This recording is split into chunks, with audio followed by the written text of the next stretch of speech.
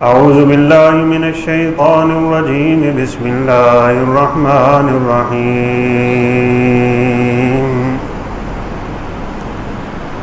لقد رضي الله عن المؤمنين إذ يبايعونك تحت الشجرة فعلم ما في قلوبهم فأنزل السكينة عليهم وأصابهم فتحا قريبا وقال الله سبحانه وتعالى في مقام آخر رضي الله عنهم ورضوا عنه وقال النبي صلى الله عليه وسلم لو كان بعدي نبي لكان عمر رب اشرح لي صدري ويسر لي أمري واحلل عقدة من لساني يفقهوا قولي رب زدني علما سبحانك لا علم لنا إلا ما علمتنا إنك أنت العليم الحكيم.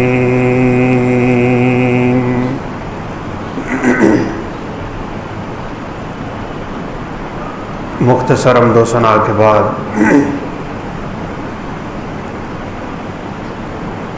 دنیا میں بہت کم ایسے لوگ پیدا ہوئے ہیں کہ جن کو اللہ کا الحاکمین نے سلطنت بھی دی ہو، طاقت بھی دی ہو، رعب بھی دیا ہو، دبدبہ بھی دیا ہو،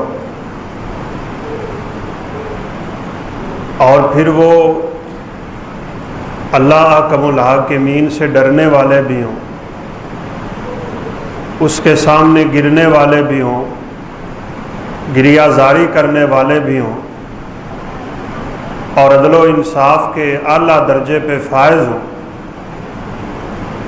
یہ بہت کم ایسا ہوتا ہے.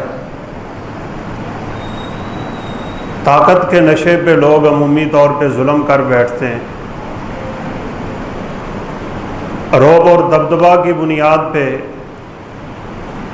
وہ اپنے آپ کو دوسروں سے بلند اور برتر سمجھنا شروع ہو جاتے ہیں. لیکن اتنی طاقت کا مالک ہو گے اور اتنے رعب اور دبدبہ کا مالک ہو گے، اگر کسی ذات کو عاجزی اور انکساری کا بہت زیادہ حصہ اللہ کی طرف سے ملا ہے تو وہ ذات سیدنا عمر فاروق رضی اللہ تعالیٰ عنہ کی ذات. دوسروں پہ رعب اتنا ہے کہ رسول اللہ صلی اللہ علیہ وسلم کے دروازے پہ دستک دی. آپ کی ازواج مطہرات کی آوازیں کچھ بلند ہیں اور وہ آپ سے اپنے نان و نفقہ کی زیادتی کا سوال کر رہے ہیں کہ اب ہمیں خرچہ زیادہ چاہیے. ادھر سے دستک پہ آپ نے پوچھا تو آواز آئی عمر. تو آپ کی ساری بیویاں دوڑ کے پردے کے پیچھے چھپ گئیں. جب عمر فاروق رضی اللہ تعالیٰ عنہ تشریف لائے تو آپ صلی اللہ علیہ وسلم کے لبوں پہ مسکراہٹ. تو عمر فاروق رضی اللہ تعالیٰ عنہ پوچھنے لگے کہ اللہ آپ کو پوری زندگی ہنستا مسکراتا رکھے، آپ کیوں ہنس رہے ہیں؟ تو آپ صلی اللہ علیہ وسلم نے فرمایا عمر، ابھی تیرے آنے سے پہلے تیری بیٹی حفصہ سمیت میری بیویاں مجھ سے اونچی آواز میں خرچے کا مطالبہ کر رہی تھی، اور تیری آواز انہوں نے کیا سنی ہے، ساری پردے کے پیچھے چھپی کھڑی. تو سیدنا عمر فاروق رضی اللہ تعالیٰ عنہ ان کی طرف متوجہ ہوئے اور فرمانے لگے یا عدوات انفسہن، او اپنی جان کی دشمنوں، تم مجھ سے زیادہ ڈرتی ہو حالانکہ اللہ کے پیغمبر کا حق ہے کہ ان سے زیادہ ڈرا جائے۔ تو انہوں نے پردے کے پیچھے سے آواز دی تھی، اے عمر، تو رسول اللہ صلی اللہ علیہ وسلم سے زیادہ شدت رکھنے والا ہے اور تیرا خوف ہمارے دل میں زیادہ ہے۔ تو اس موقع پہ آپ صلی اللہ علیہ وسلم نے فرمایا تھا، عمر، جس گلی میں تو آ رہا ہوتا ہے اس گلی میں شیطان نہیں آ سکتا۔ شیطان تجھے دیکھ کے رستہ بدل لیتا ہے۔ تیرے ایمان کی قوت کا یہ حال، جس ذات کے بارے میں سرور کائنات نے یہ الفاظ زبان اطہر سے نکال دیے ہو کہ اگر اس کائنات میں میرے بعد کوئی نبی ہوتا تو وہ عمر فاروق ہوتے رضی اللہ تعالیٰ۔ علم کے اعتبار سے، حلم کے اعتبار سے، قوت کے اعتبار سے، ایمان کے اعتبار سے، تقوی و پرہیزگاری اور للہیت اور خشیت کے اعتبار سے، اور پھر اس کے ساتھ ساتھ عدل و انصاف کی ایک ایسی مثال قائم کر گئے کہ لوگ دنیا میں عمر فاروق کے عدل کی مثالیں دیتے۔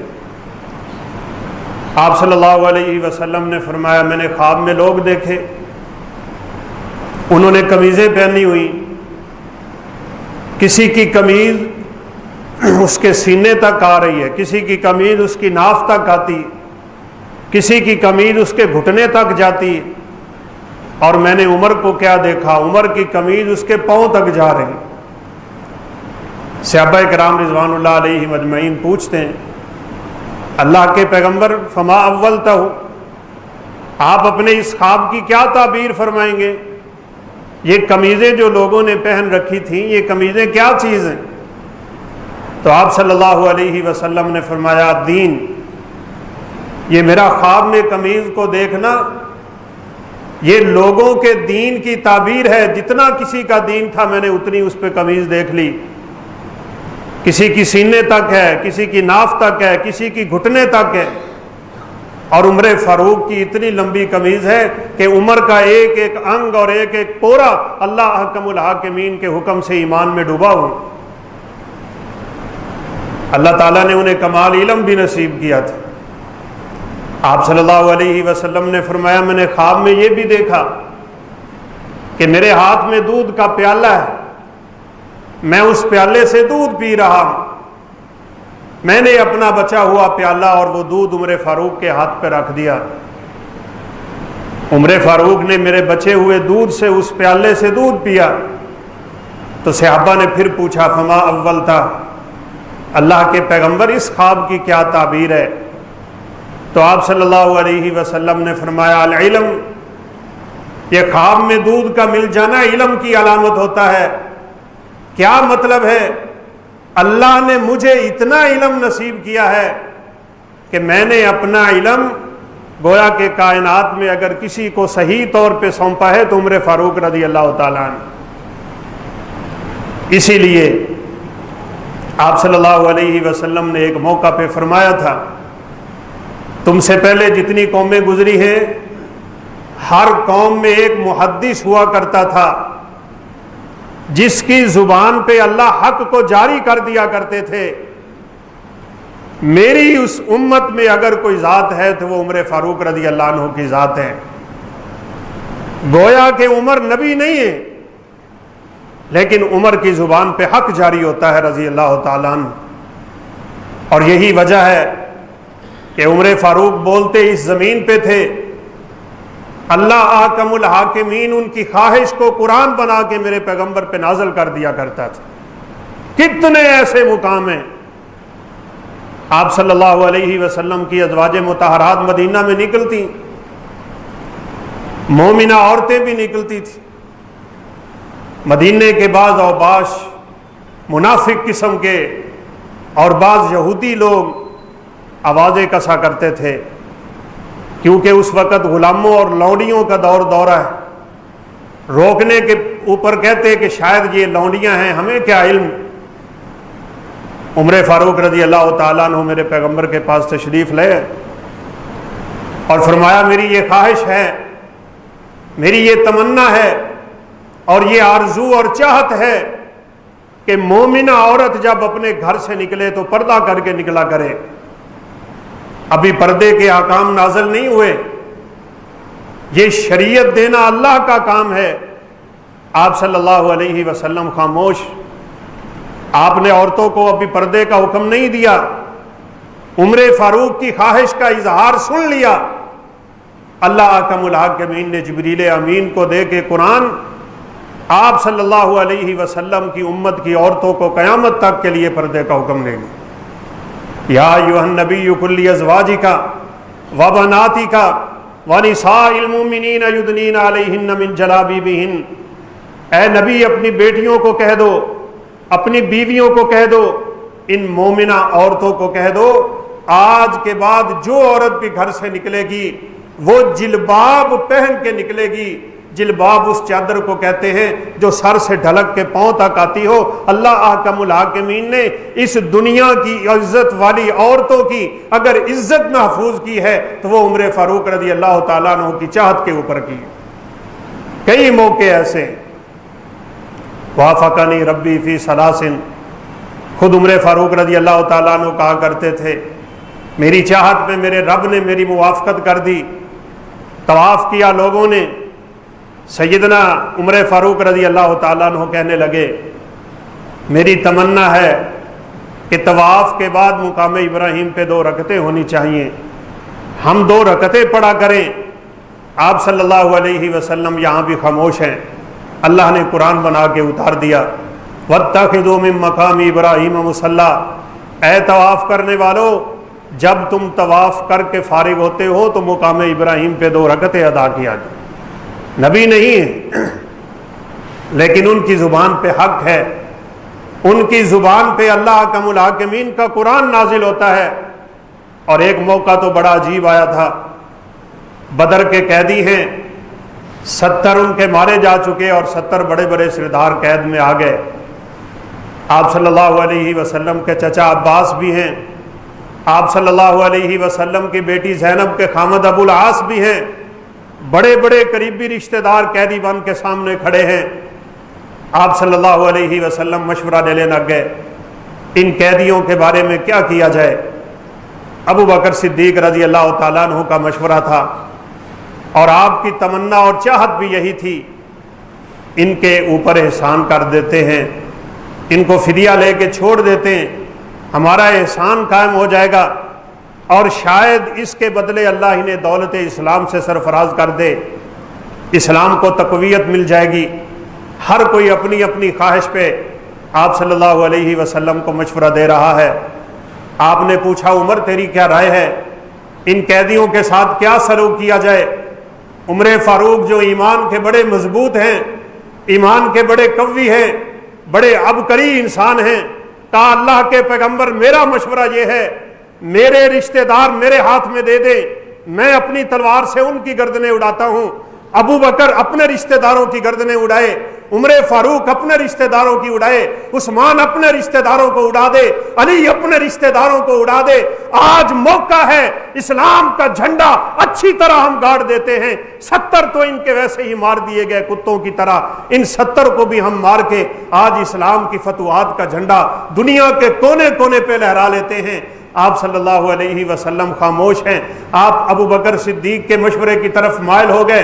کہا آؤ اپنا اپنا فدیہ دو اور اپنی اپنی جان بچاتے چلے جاؤ. جن کے پاس کوئی فدیہ نہیں ہے وہ مسلمان بچوں کو لکھنا پڑھنا سکھا دیں. یہاں سے آپ اس بات کی اہمیت کا اندازہ بھی لگا سکتے ہیں. اب قیدیوں کو چھوڑا جا رہا ہے.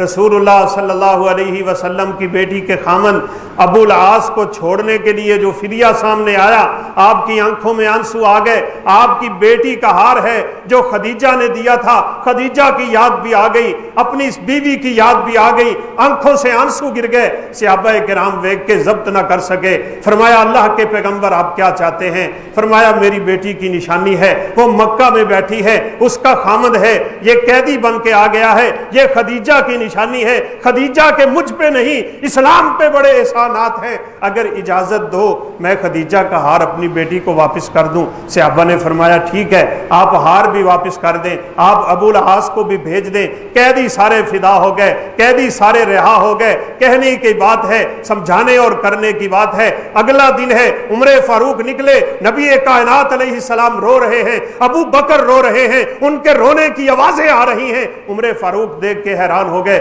فرمایا اللہ کے پیغمبر آپ رو کیوں رہے ہیں؟ کس چیز نے آپ کو رلا دیا؟ کہا عمر کل تیری جو خواہش تھی، تیری جو تمنا تھی، تیری جو چاہت تھی، تیرا جو مشورہ تھا، تیرا جو فیصلہ تھا، رب کا قرآن اس پہ اترا ہے اور اس انداز میں اترا ہے، لولا کتاب من اللہ سبق لمسکم فیما اخذتم عظیم۔ کسی نبی کے لیے جائز نہیں وہ دنیا کے چند ٹکوں کے بدلے قیدی رہا کرتا پھرے۔ تب تغون عرض الحیات الدنیا، تم دنیا چاہنے والے بن گئے ہو۔ اگر رب کی کتاب میں یعنی رب کے فیصلوں میں، قدرت الہیہ میں، لوح محفوظ میں اور تقدیر الہی میں اگر یہ فیصلہ لکھا نہ ہوتا، آج پوری امت پہ رب کا عذاب نازل ہو جانا تھا۔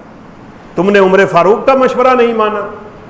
عمر کی زبان پہ قرآن اترتا ہے بیشتر مقامات پہ، جس کا ایمان بھی اتنا مضبوط ہو، جس کی قوت اور ہیبت بھی اتنی ہو کہ انگریز لکھنے پہ مجبور ہو جائیں۔ اگر دنیا میں ایک عمر اور آ جاتا، پوری دنیا پہ اسلام کی فتوحات کا جھنڈا لہرا دیا جانا تھا۔ لوگ 22,000 کلومیٹر مربع لکھتے ہیں، لیکن حقیقت بات یہ ہے ان کی فتوحات کا دائرہ اس سے کہیں وسیع ہے۔ لیکن اتنا شاندار زندگی گزارنے والا انسان، لوگ یہ سمجھتے تھے جب عمر کی زیارت ہوگی، جب ہم عمر فاروق کو دیکھیں گے کتنے روب اور دبدبے کا مالک ہوگا، اس کے سامنے کتنے غلام ہوں گے، کتنے غلمان ہوں گے، کتنے باڈی گارڈ ہوں گے، کتنے محافظ ہوں گے، کتنا پروٹوکول ہوگا۔ لیکن دیکھ کے حیرت ہوتی تھی جب کسی آنے والے نے پوچھا ہم نے عمر فاروق کو ملنا ہے، ہم نے مدینہ میں اس رہنے والے باسی کو ملنا ہے جس کی خوف اور دبدبے کی وجہ سے کیسر و کسرا کی دیواریں ہلتی ہیں۔ کسی کہنے والے نے کہا اگر مسلمانوں کے اس حکمران کو دیکھنا ہے، مدینے کی گلیوں میں دیکھ لو یا کہیں باہر جا کے دیکھو، تمہیں کہیں مل جائیں گے۔ تلاش کرتے کرتے کیا دیکھتے ہیں؟ عمر فاروق رضی اللہ تعالیٰ عنہ ایک اینٹ کا تکیہ بنا کے ایک درخت کے سائے کے نیچے لیٹ کے آرام کر رہے ہیں۔ آج کے حکمرانوں کے لیے بھی بڑا سبق ہے، اور ہمارے لیے بھی ایسی ہستیوں میں اللہ کی قسم بڑے اسباق ہیں۔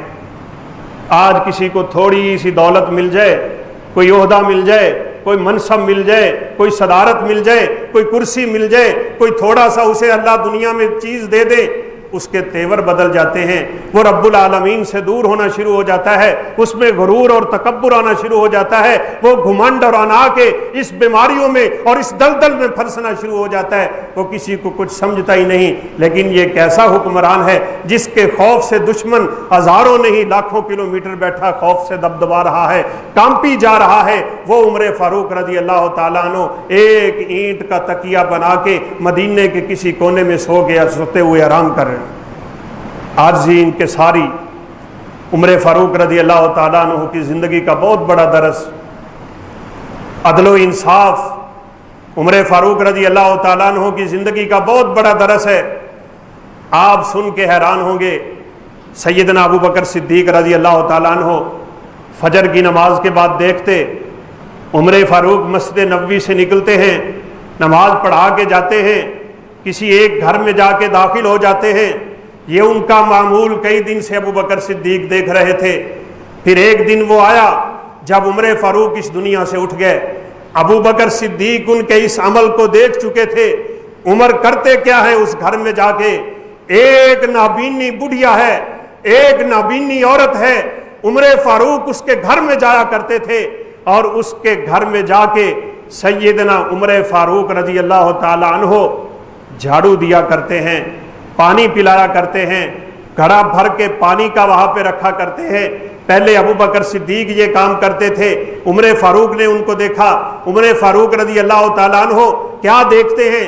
ابو بکر صدیق جھاڑو دے رہے ہیں، ابو بکر صدیق گھڑا پانی کا بھر رہے ہیں، اس نابینی بڑھیا کی خدمت کر رہا ہے۔ یہ خلیفہ وقت ہے، یہ کائنات کا افضل ترین انسان ہے، اس کو نبیوں کے بعد اس کائنات میں سب سے بڑا درجہ ملا ہوا ہے، لیکن عاجزی انکساری کتنی، یہ خدمت خلق کا جذبہ کتنا۔ عمر فاروق دیکھ کے واپس آ گئے۔ جس دن ابو بکر صدیق اس دنیا سے اٹھے، عمر فاروق اسی طرح اس عورت کے گھر میں گئے، جا کے اسی طرح جھاڑو دیا ہے، جا کے اس کے گھر کا پانی بھرا ہے، وہ گھڑا پانی کا بھر کے اس کے قریب رکھا ہے، کھجوریں اسی طرح لے کے آئے تھے، اس عورت کے سامنے کھجوریں رکھی ہیں، اس نے پہلی کھجور اٹھا کے جب اپنے منہ میں رکھی، اس کی زبان سے ایک کلمہ نکل گیا، اس نے کہا ابو بکر صدیق فوت ہو گئے ہیں۔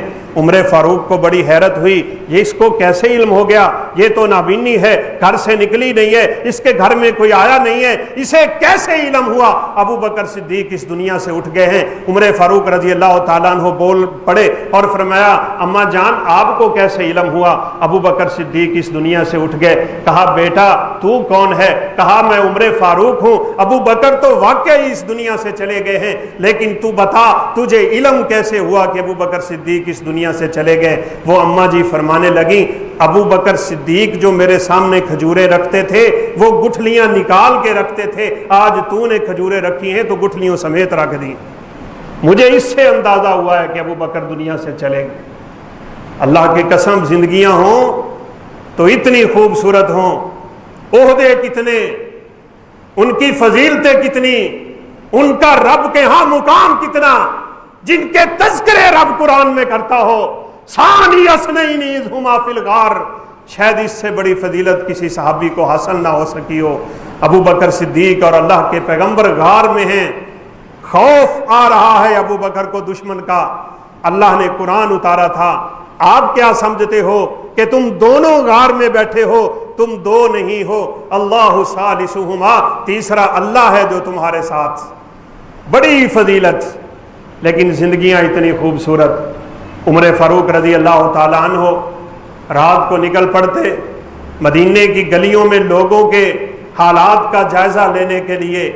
کیسی عظیم ہستیاں ہیں۔ ایک دفعہ تو چلتے چلتے مدینہ سے باہر نکلے، صحرا میں کیا دیکھا؟ ایک چھوٹا سا خیمہ ہے، اس خیمے سے روشنی باہر آ رہی ہے۔ سیدنا عمر فاروق رضی اللہ تعالیٰ عنہ وہاں پہنچے، آواز دی، ایک شخص باہر نکلا، رات کا پچھلا پہر ہے، رات بڑی بیت گئی ہے، آج کے ہم نوجوان راتیں سو سو کے گزارتے ہیں، کاش ہمیں اللہ کے سامنے کھڑے ہونے کی توفیق مل جائے، اور اگر اس طرح کے کاموں کی توفیق تو ملے تو سبحان اللہ، کیا بات ہے۔ آج کل وہ آپ دیکھیں تو بڑی ویڈیو آئی ہوئی ہے میاں بیوی کی، وہ راہ انسانیت کے نام سے انہوں نے بنایا ہوا، وہ دیہاتوں میں چلے جاتے ہیں، غریب علاقوں میں چلے جاتے ہیں، غریبوں سے ملتے ہیں، مزدوروں سے ملتے ہیں، راہگیروں سے ملتے ہیں، سائیکل سواروں سے ملتے ہیں، ہر ایک کے ساتھ تعاون کرتے ہیں، اس کی تمنا پوچھتے ہیں، اس کی طلب پوری کرتے ہیں، اس کی خواہش پورا کرتے ہیں۔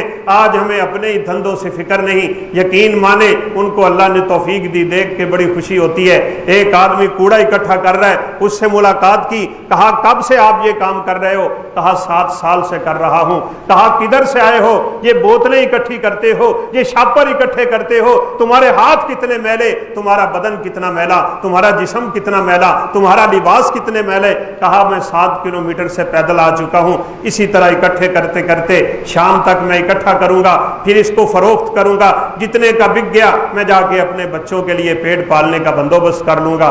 کہا کتنے کے بیچ لیتے ہو؟ کہا 150 200 اتنے کا بک جاتا ہے۔ بچے کتنے ہیں؟ کہا 5 بچے ہیں۔ کیا بنتا ہے 200 سے؟ کہا بس اللہ کا شکر ہے۔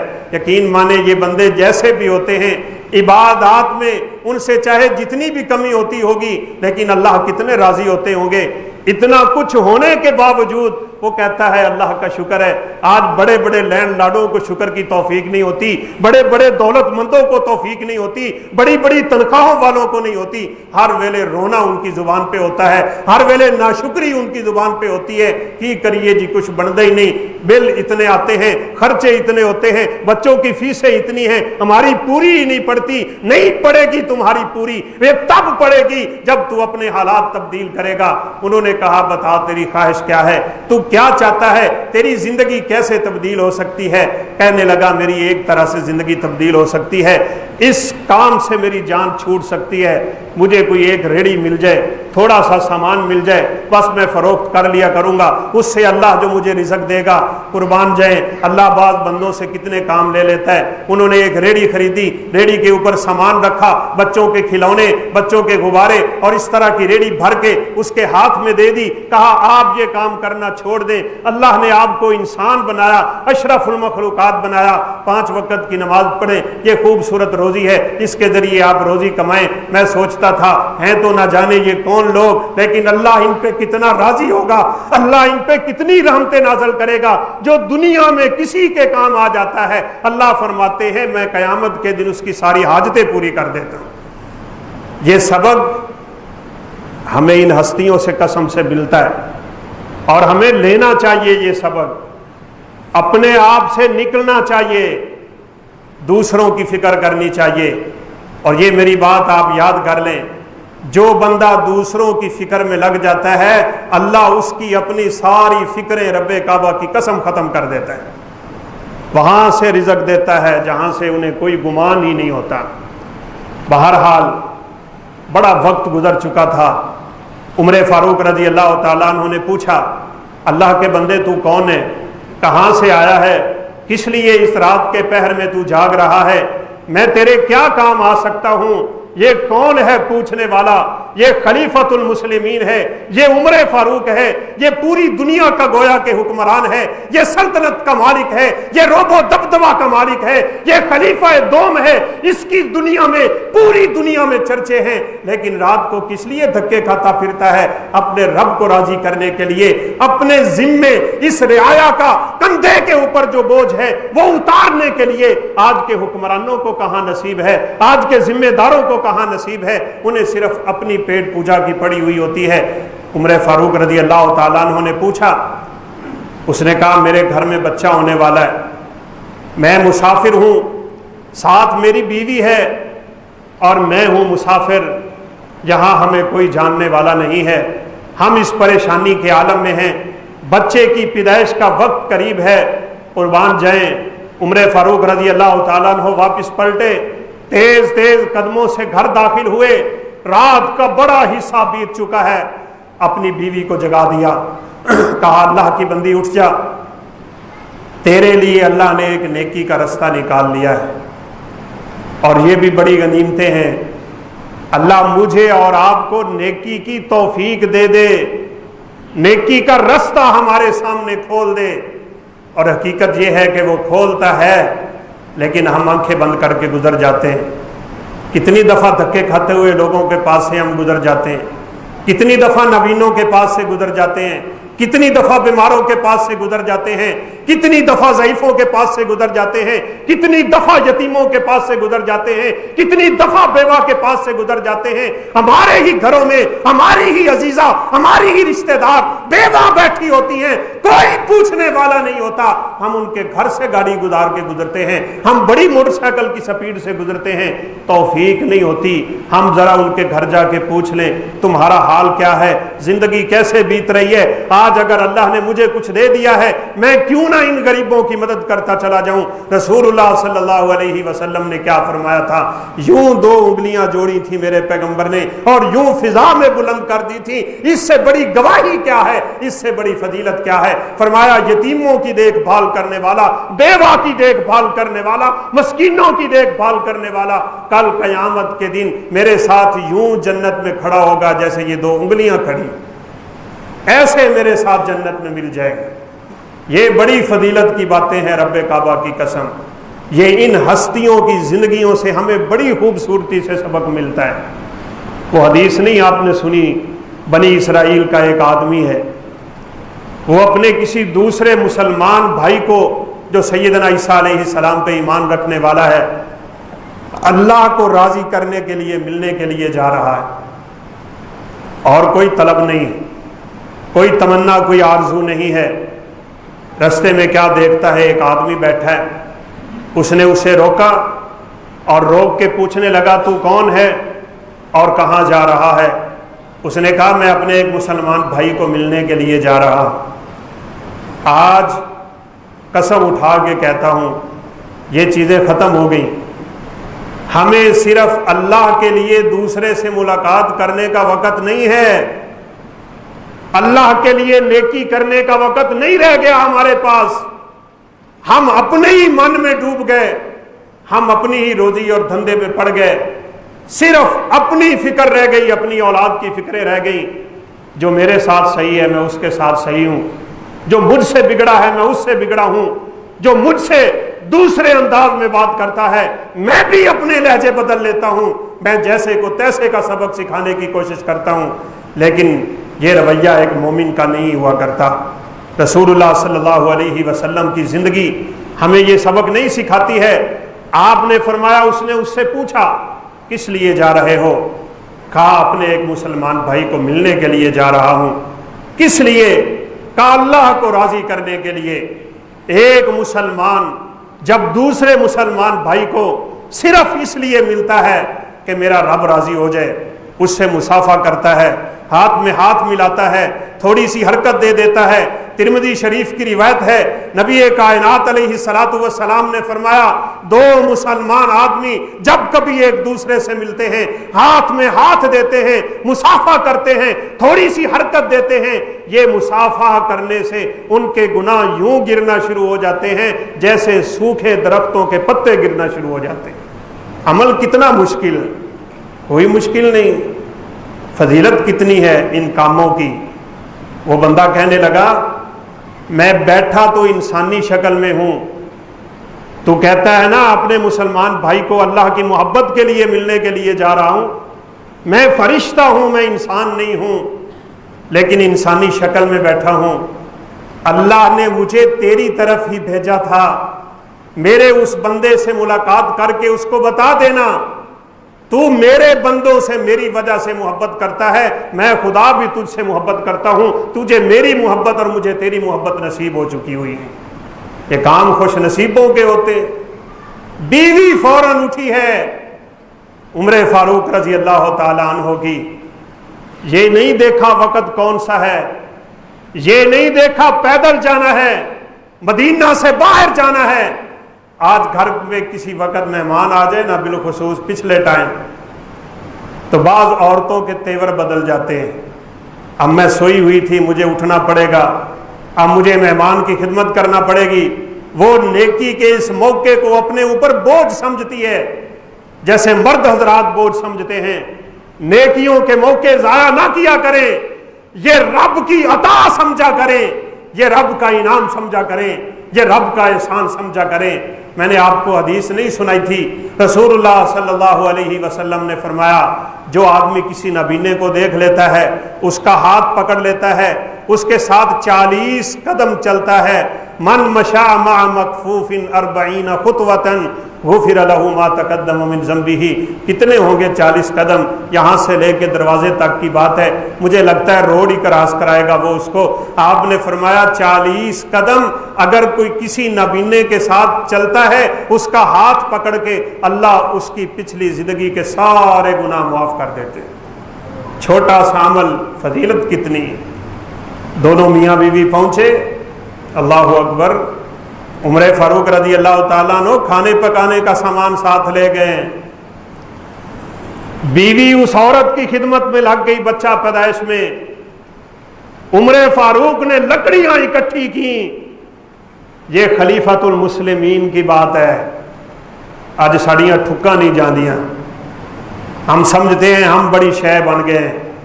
لکڑیاں امیر المومنین اکٹھی کی، آگ جلائی پتھر سے، ہنڈیا ان کے پاس ہے، دلیا ان کے پاس ہے، اس کا پکوان رکھا ہے عمر فاروق نے. بیوی اس خدمت میں لگی ہے، عمر فاروق اس خدمت میں لگے ہوئے ہیں. ادھر سے بچے کی پیدائش ہوئی، ادھر سے کھانا اس عورت کے لیے تیار ہو گیا. اس وقت اس جوڑے کی حیرت کی انتہا نہ رہی جب عمر فاروق کی بیوی نے خیمے سے آواز دے دی، کہا امیر المومنین اپنے بھائی کو خوشخبری دے دو، اللہ نے اس کے ہاں بیٹا عطا کر دیا. پاؤں تلے زمین نکل گئی. میرے سامنے امیر المومنین بیٹھے ہیں، یہ ہنڈیا میں کھانا پکا رہے ہیں، یہ ان کی زوجہ محترمہ ہے. آج خاتون اول کے نخرے نہیں دیکھے جاتے، اور آج ان دنیا داروں کی طرف دیکھنے سے حیرتیں ہو جاتی ہیں۔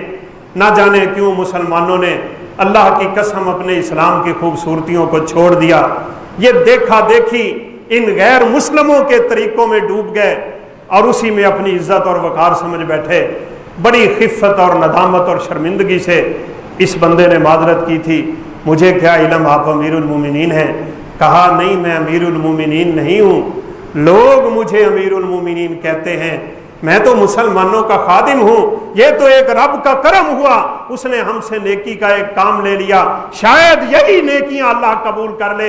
اس لیے عمر فاروق کو جب خنجر لگ گئے تھے، اس دنیا سے جانے لگے تھے، اس دنیا کا آخری وقت تھا، رو رو کے کہا کرتے تھے اگر اللہ نے قیامت کے دن مجھے برابر سرابر چھوڑ دیا، نہ میرے گناہوں کا مجھے سزا دی، نہ میری نیکیوں کا مجھے بدلہ دیا، قیامت کے دن اللہ کے دربار میں اگر میں برابر سرابر بھی چھوٹ گیا تو رب کعبہ کی قسم کامیاب ہو جاؤں۔ اتنی نیکیاں اور پھر بھی خوف اتنا، کہا کرتے تھے اگر دنیا میں مجھے علم ہو جائے نا کہ صرف ایک بندہ جہنمی ہے باقی سارے کے سارے جنتی ہیں تو میں عمر فاروق سمجھوں گا وہ میں ہی ہوں جہنم میں جانے والا۔ خوف اتنا اپنے رب کا اور اپنے اللہ پہ امیدیں بھی اتنی، یہ بھی کہا کرتے تھے اگر مجھے علم ہو جائے کہ ساری کائنات کے لوگ جہنم میں جانے والے ہیں، صرف ایک انسان جنت میں جائے گا تو مجھے اپنے رب کے اوپر امید اتنی ہے میں یہی سمجھوں گا عمر فاروق ہے جنت میں جانے والا۔ اللہ کی قسم بڑی عاجزی ہے۔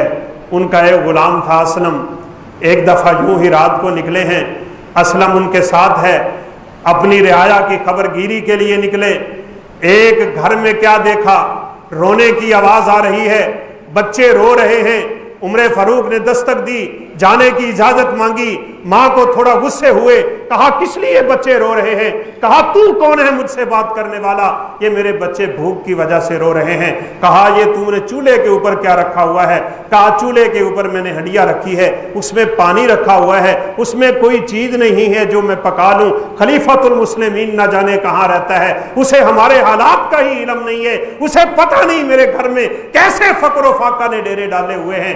سیدنا عمر فاروق رضی اللہ عنہ کہنے لگے تو نے کیا بتایا ہے اپنے امیر المومنین کو؟ کیا تو نے بتایا ہے خلیفۃ المسلمین کو کہ اس تیرے حالات کیا ہے؟ اسے کیا علم؟ وہ کوئی غیب کی خبریں رکھنے والا تو نہیں۔ اس عورت نے بڑے عجیب انداز میں کہا تھا جس کو اپنی رعایا کا علم نہیں ہے کہ اس کے گھر میں کیا ہے کیا نہیں ہے، اس بندے کو خلیفہ بننے کی کوئی جرت نہیں ہونی چاہیے، یہ تو ان کی ذمہ داریاں ہیں۔ عمر فاروق رضی اللہ عنہ کی آنکھوں میں آنسو آ گئے، جلدی سے اپنے غلام کو لیا، واپس بیت المال میں آئے، 2 بوریاں بھری ہیں عمر فاروق نے، کسی میں آٹا ڈالا، کسی میں چاول ڈالے، کسی میں کھجوریں ڈالی، کسی میں تمر ڈالا، کسی میں جو ڈالے، کسی میں گھی ڈالا، کسی میں پنیر ڈالا، 2 بوریاں اچھی طرح بھر کے اپنے غلام کو کہنے لگے اسلم یہ دونوں بوریاں اٹھا کے میرے کندھے کے اوپر رکھ۔ کہا امیر المومنین ایسے مناسب نہیں، میں آپ کا غلام ہوں، میں آپ کا نوکر ہوں، میں کس لیے ہوں یہ وزن میں اٹھاؤں گا، میں آپ کو اٹھانے نہیں دوں گا۔ کہا ایسی بات میرے ساتھ نہ کرو، یہ دونوں بوریاں اٹھا کے میرے کندھوں پہ رکھ دو، کل قیامت کے دن کیا تو میرا بوجھ اٹھا لے گا؟ یہ بوجھ میرا تھا، جب تک عمر ادا نہیں کرتا رب کی عدالت میں کیسے بری ہو سکتا ہے؟ عمر فاروق اس کے گھر میں پہنچے، وہ بوریاں اتاری، ان سے کھانا نکالا، اسی ہنڈیا میں خود کھانا پکایا۔ وہ عورت کہتی رہی آپ یہ کام نہ کریں، میں پکاتی ہوں کھانا، آپ کون ہیں یہ مجھے کام کرنے دے۔ کہا نہیں، جب تک جیسے میں نے ان بچوں کو روتے ہوئے دیکھا تھا، جب تک میں ان کو ہنستے ہوئے نہیں دیکھ لیتا تب تک میں اس کے گھر سے واپس جانے والا نہیں۔ کھانا پکا کے امیر المومنین نے ان بچوں کے سامنے رکھا ہے۔ آج ہے ہمارے پاس اتنا وقت کسی غریب کے ہم کام آ جائیں؟ غریب کے کیا، میں کہتا ہوں اپنے رشتہ دار کے کام آ جائیں۔ اوے خالہ ہوگی بیوہ بیٹھی جس کو رب نے ماں کا مقام دیا ہوا ہے، کیا میرے پاس اتنا وقت بھی نہیں کہ میں اس کو پوچھ لوں، اس کے حالات کا جائزہ لے لوں، اس کی زندگی کا جائزہ لے لوں، میں اس کے لیے کوئی آسانیاں پیدا کر دوں؟ جب جانے لگے تو یہ عورت کہنے لگی آپ کو امیر المومنین ہونا چاہیے تھا، نہ جانے کون ہے امیر المومنین، آپ جیسے لوگوں کو زیب دیتا ہے کہ امیر المومنین آپ ہوں، خلیفۃ المسلمین آپ ہوں۔ تو عمر فاروق رضی اللہ تعالیٰ عنہ نے دعا لینے کے لیے کہہ دیا تھا، لوگ مجھے ہی امیر المومنین کہتے ہیں، خود نہیں کہتے تھے اپنے آپ۔ جب خنجر لگے نا، امیر المومنین سیدنا عمر فاروق رضی اللہ تعالیٰ عنہ، مغیرہ بن شعبہ کا غلام ہے، خنجر بناتا ہے، لولو مجوسی آگ کا پجاری عمر فاروق کی خدمت میں آیا، کہا مغیرہ مجھ پہ ظلم کرتا ہے، کام زیادہ لیتا ہے، اجرتیں تھوڑی دیتا ہے۔ عمر فاروق کا غصہ بڑا ہوتا تھا، ایسے موقع پہ بلا لیا، کہا مغیرہ کیوں ظلم کرتے ہو، پتہ نہیں تجھے اللہ ظلم کو معاف نہیں کرنے والا؟ کہا امیر المومنین میں کوئی ظلم نہیں کرتا، یہ ہمارا معاہدہ ہے، یہ ہماری تحریر ہے، یہ اتنا کام کرے گا میں اتنا معاوضہ دوں گا، اتنا ہی کام کرتا ہے اتنا ہی معاوضہ دیتا ہوں، اب یہ مجھ سے زائد طلب کرتا ہے۔ عمر فاروق نے مغیرہ کو چھوڑا، اس مجوسی غلام کو ڈانٹنا شروع کر دیا، کہا جھوٹے مقدمے لے کے میری عدالت میں آتے ہو، اللہ کی قسم عمر کی کیا شان اور ہیبت ہے، ایک آدمی اللہ کے نبی کے پاس پہنچا ہے، آپ سے فیصلہ کروایا، فیصلے پہ مطمئن نہ ہو سکا، عمر فاروق کی عدالت میں پہنچ گیا، کہا مجھے بتائیے میرا اس بھائی سے جھگڑا ہے، بھائی میرے لیے کیا حکم ہے، یہ فیصلہ میرے حق میں ہوتا ہے کہ اس کے حق میں؟ کہا کیا تم نے اس سے پہلے نہیں پوچھا؟ کام نے اللہ کے پیغمبر سے پوچھا ہے، میرے نبی نے تو اس کے حق میں فیصلہ دیا، اب ہم تیرے پاس آئے ہیں فیصلہ کروانے کے لیے۔ عمر فاروق چپکے سے اندر گئے، تلوار نکالی، اس کی گردن اڑا کے کہا یہ میرا فیصلہ ہے، جو نبی کے فیصلوں پہ راضی نہیں ہوتا اس کا فیصلہ یہی ہے، اس کی گردن تن سے جدا کر دی۔ جرت بڑی، کوڑا رکھتے تھے ویسے ہر ویلے اپنے پاس، اور ہونا بھی چاہیے۔ ایک ذمہ دار کو ان خدمات کا اور ان احکامات کا اچھی طرح علم ہونا چاہیے، کوڑا بھی ساتھ رکھتے ہیں، جہاں نرمی وہاں نرمی، جہاں سختی وہاں سختی، جہاں نرمی کا موسم ہے وہاں مدینے کی گلیوں میں پھرتا ہے عمر، رات کے وقت پھرتا ہے عمر، لوگوں کے بوجھ اٹھاتا ہے عمر، لوگوں کی خدمت کرتا ہے عمر، یتیموں کا سہارا ہے عمر، بیوہ کا سہارا ہے عمر۔ ایک بیوہ کے بچے کے رونے کی آواز آ رہی تھی، دروازے پہ دستک دے کے پوچھا کیا ماجرا ہے، کیوں رو رہا ہے تیرا بچہ، تو ماں کس طرح کی ہے، تیرے ہوتے ہوئے بچہ رو رہا ہے؟ کہا میں اپنے بچے کا دودھ چھڑا رہی ہوں، اس لیے چھڑا رہی ہوں کہ خلیفۃ المسلمین نے یہ حکم جاری کر رکھا ہے 2 سال سے پہلے کسی یتیم کا وظیفہ جاری نہیں ہوتا۔ میں بڑی کمزور عورت ہوں، یہ میرا بچہ ہے، میرا کوئی روزگار نہیں ہے، میں چاہتی ہوں یہ ابھی سے میرا دودھ چھوڑ دے، کھانا پینا شروع ہو جائے، میں امیر المومنین خدمت میں چلی جاؤں، دکھاؤں یہ میرا بچہ دودھ سے ہٹ گیا ہے۔ جو بچے دودھ سے ہٹتے ہیں وظیفہ ان کا لگتا ہے، میں اس بچے کی عادت بنا رہی ہوں کہ یہ 2 سال سے پہلے دودھ چھوڑ دے تاکہ میرے بچے کا وظیفہ لگ جائے۔ یہ بات کیا سننا تھی، امیر المومنین کی آنکھوں سے آنسو جاری ہو گئے، آنسو زمین پہ گرنے لگ گئے، کہا اللہ قیامت کے دن میرا حساب نہ کرنا، میری یہ غلطیاں معاف کر دینا۔ کہا میری بہن سن لو، آج کے بعد عمر کا یہ فیصلہ ہے، جو بچہ پیدا ہوگا عمر پیدا ہوتے ہی اس کا وظیفہ جاری کر دیں۔ مسلمانوں کے خلیفے ایسے تھے، فوراً فیصلے کر دیا۔ اب اس غلام کو جب تھوڑا سا ڈانٹا، اس بدبخت نے دل میں یہ ایک میل رکھی، بناتا ہی خنجر ہے، کہا چلے ٹھیک ہے میں بھی کسی دن بتاؤں گا۔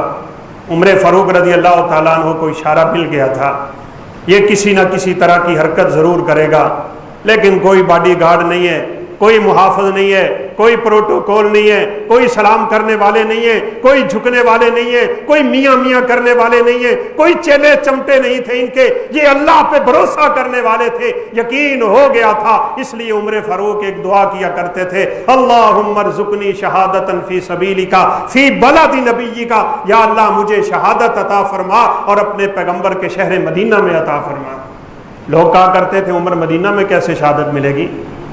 کہا میں نے سن رکھا ہے اپنے پیغمبر سے، میں تھا، ابو بکر تھے، نبی کائنات تھے، اور عثمان ذو النورین تھے، ہم احد پہاڑ پہ جا رہے تھے، فرط محبت میں احد یوں کر کے ہلا تھا، اپنے پیغمبر کی محبت اور جوش محبت میں احد میں لرزہ طاری ہوا تھا، میرے پیغمبر نے احد پہ اپنا پاؤں مار کے کہا تھا اسبت یا احد فإن علیک نبی و صدیق و شہیدانی، احد آرام سے کھڑا ہو جا، تیرے اوپر ایک نبی، ایک صدیق اور 2 شہید جا رہے ہیں۔ ایک نبی، ایک ابو بکر صدیق اور 2 شہید عمر فاروق اور عثمان ذو النورین ہیں۔ یہ تو پکی بات ہے مجھے شہادت ملے گی، اب تمنا یہ ہے کہ نبی کے شہر میں مل جائے تو کیا بات ہے۔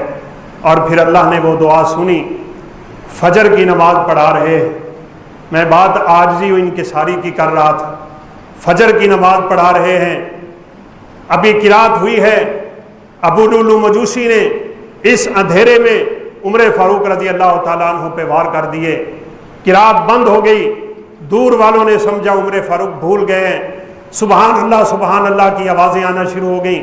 کسی کو کیا علم امیر المومنین کو خنجر لگ گئے ہیں، جلدی سے عبد الرحمن بن عوف کا ہاتھ پکڑا، اپنے مسلح پہ کھڑا کیا، آپ مسلح چھوڑ دیا، ابو لولو مجوسی دوڑا، جو بندہ قریب آتا اس پہ خنجر کے وار کرتا، 13 سے 14 آدمیوں کو زخمی کیا اس نے، ان میں سے 7 صحابہ اپنے رب کے پاس چلے گئے۔ عمر فاروق رضی اللہ تعالیٰ عنہ کی انتڑیاں باہر ہیں، اٹھا کے گھر میں لایا گیا ہے، کوئی کہتا تھا بچ جائیں گے، کوئی کہتا تھا اب رب کے پاس جائیں گے، حکیم و طبیب آئے، دودھ کا پیالہ دیا، اب عمر فاروق نے پیالہ پیا، ان انتڑیوں سے دودھ باہر گرا، کہا اب عمر کے بچنے کی کوئی امید باقی نہیں رہ گئی۔ عمر فاروق کی اس ایمانداری پہ قربان جائیں، اپنے ان صحابہ کو بلا لیا جن کو اللہ کے پیغمبر نے جنتی ہونے کی بشارت دی تھی، کہا اب لگتا ہے میرے جانے کا وقت ہے، یوں نہ سمجھنا میں جاتے ہوئے یہ خلافت اپنے بیٹے کو دے کے جاؤں، یہ نہیں ہو سکتا، میں جاتے ہوئے اپنے بھتیجے کو دے کے جاؤں، یہ نہیں ہو سکتا، میں جاتے ہوئے کسی رشتہ دار کو دے کے جاؤں، میرا بھتیجا بھی ہے، میرا رشتہ دار بھی ہے، میرا بیٹا بھی ہے، میں کسی کو دے کے جا سکتا ہوں، لیکن اس وقت پوری کائنات میں افضل وہ لوگ ہیں جن کو اللہ کے پیغمبر نے جنت کی بشارت دی تھی، یہ 10 لوگ تھے، جن میں سے ابو بکر دنیا سے چلے گئے، ابو عبیدہ بن جراح دنیا سے چلے گئے، عمر فاروق دنیا سے جا رہے تھے، کہا باقی تم 7 لوگ ہو، تم اکٹھے ہو جانا اور ان 7 لوگوں میں سے جن 10 کو اللہ کے پیغمبر نے جنت کی بشارت دی تھی، ان 7 میں سے ایک خلیفۃ المسلمین کا انتخاب کرنا، ان میں سعید بن زید کو شامل نہ کرنا، حالانکہ وہ بھی جنت کی بشارت پانے والے 10 صحابہ میں، اس لیے شامل نہ کرنا، یہ میرا رشتہ دار ہے۔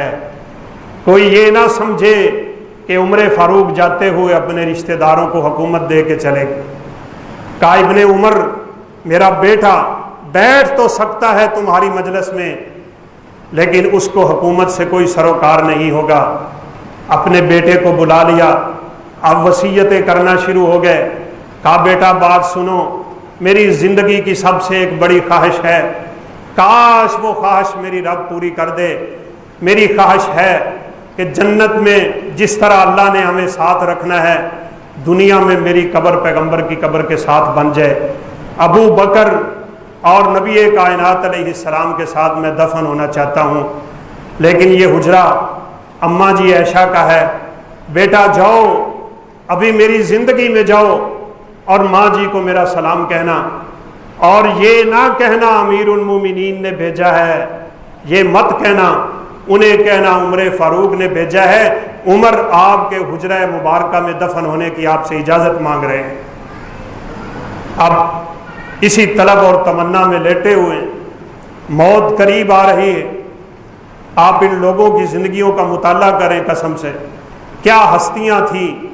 ایک نوجوان عیادت کے لیے داخل ہوا، اس کی شلوار ٹخنوں سے نیچے، دیکھنے کو یہ کوئی کچھ عمل نہیں، لیکن اس کا گناہ بہت بڑا ہے۔ رسول اللہ صلی اللہ علیہ وسلم نے فرمایا جو حصہ انسان کے پاؤں کا نیچے جائے گا اللہ قیامت کے دن اسے جہنم کا ایندھن بنائیں گے، کپڑا شلوار سے اوپر، شلوار ٹخنوں سے اوپر رہنی چاہیے۔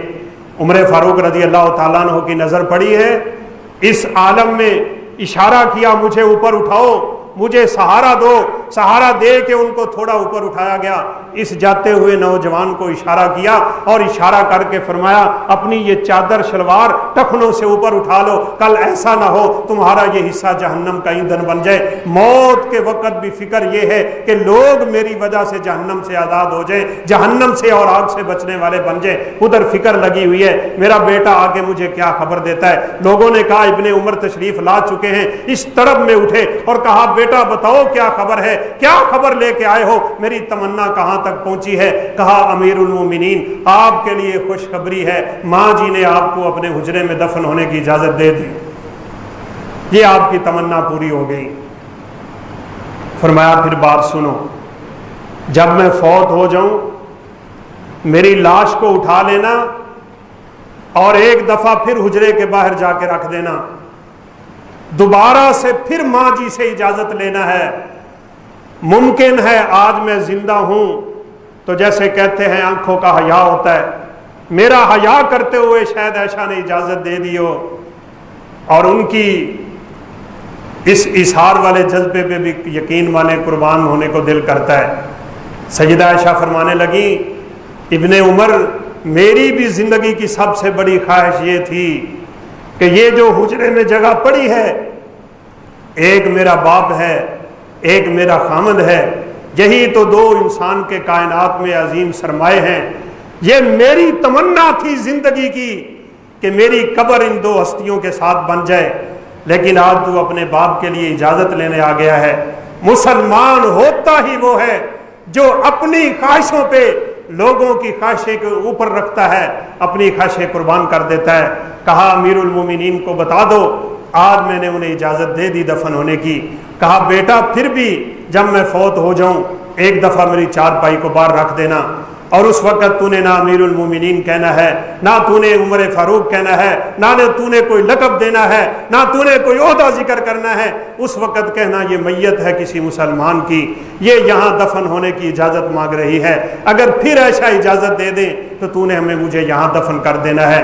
ان کی زندگیاں ہمارے لیے یقیناً اسوہ حسنہ ہیں، بہت طویل درس ہیں ان کی زندگیوں کے، اللہ نے انہیں فضیلتیں بھی بڑی دیں اور ان کے ایمانوں کو ہمارے لیے ایک کسوٹی بھی قرار دیا ہے۔ بالخصوص خلفائے اربع، آپ صلی اللہ علیہ وسلم فرمایا کرتے تھے علیکم بسنتی و سنت الخلفاء الراشدین المہدیین، ان چار خلفاء کو اللہ نے ایک خصوصی مقام دیا ہوا ہے، ابو بکر، عمر فاروق، عثمان ذو النورین اور علی مرتضیٰ رضی اللہ تعالیٰ عنہم۔ فرمایا میری سنت کو مضبوطی سے تھام لو، میرے ان چار خلیفوں کی سنت کو بھی مضبوطی سے تھام لو، تم کامیاب ہو جاؤ گے۔ اللہ احکم الحاکمین سے دعا ہے اللہ ہمیں ان صحابہ کے نقش قدم پہ چلنے کی توفیق دے، ان کی سیرت و سیرت کے مطالعہ کی توفیق دے، اور اللہ احکم الحاکمین ہمیں جنت میں ان کا ساتھ نصیب فرمائے۔